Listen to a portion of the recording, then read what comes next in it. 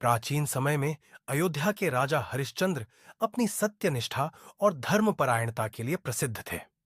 वे न्यायप्रिय, दयालु और प्रजा के सच्चे हितैषी थे। उनकी ख्याति स्वर्ग तक पहुंच गई थी। एक दिन महर्षि विश्वामित्र ने उनकी परीक्षा लेने का निश्चय किया। उन्होंने राजा से उनका संपूर्ण राज्य और धन दान में मांग लिया।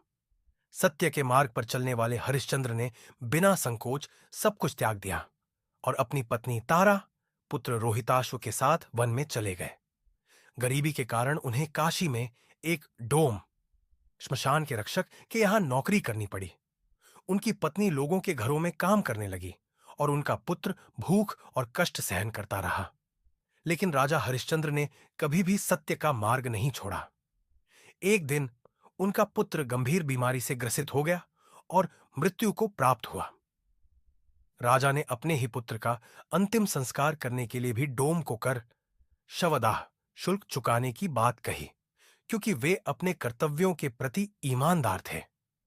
उनकी इस सत्यनिष्ठा से देवता प्रसन्न हुए और स्वयं भगवान ने प्रकट होकर राजा हरिश्चंद्र को आशीर्वाद दिया।